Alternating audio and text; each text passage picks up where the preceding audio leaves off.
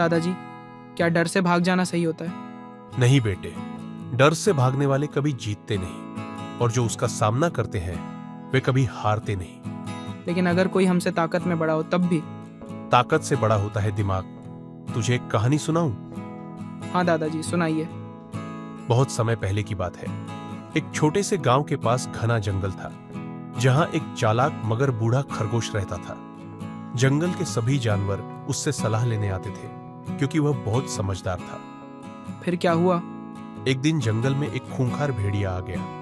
वह रोज किसी न किसी जानवर को शिकार बना रहा था। पूरा जंगल डर से कांप रहा था। फिर किसी ने कुछ किया नहीं? सब डर रहे थे, लेकिन वह बूढ़ा खरगोश नहीं। उसने सोचा, अगर हम ऐसे ही डरते रहे तो यह भेड़िया हमें खत्म कर देगा। इसलिए उसने एक तरकीब लगाई। कैसी तरकीब? उसने भेड़िए के पास जाकर कहा, महाराज, जंगल के सारे जानवर आपके लिए एक खास संदेश लाए हैं। वे चाहते हैं कि आप इस जंगल के राजा बने। भेड़िया मान गया?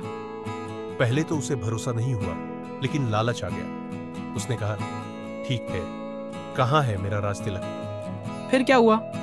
खरगोश उसे एक पुराने कुएं के पास ले गया और बोला, राजा जी, जंगल के सारे जानवर आपको सलाम करने के लिए इस कुएं के अंदर बैठे हैं। आप जैसे ही कुएं में झांकेंगे वे आपको प्रणाम करेंगे। और भेड़िया ने झांका?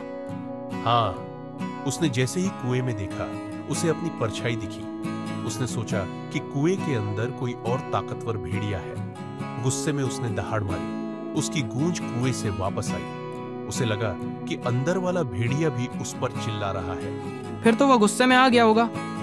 बिल्कुल। गुस्से में उसने कुएं में छलांग लगा दी और सीधे पानी में डूब गया। हाँ, क्या चालाकी थी! यही तो असली ताकत होती है बेटे। शरीर से ताकतवर होना जरूरी नहीं, दिमाग से ताकतवर बनना जरूरी है। अब समझ आया दादाजी, डर से भागने की बजाय हमें दिमाग से हल निकालना चाहिए। सही कहा बेटे। यही इस कहानी की सीख है।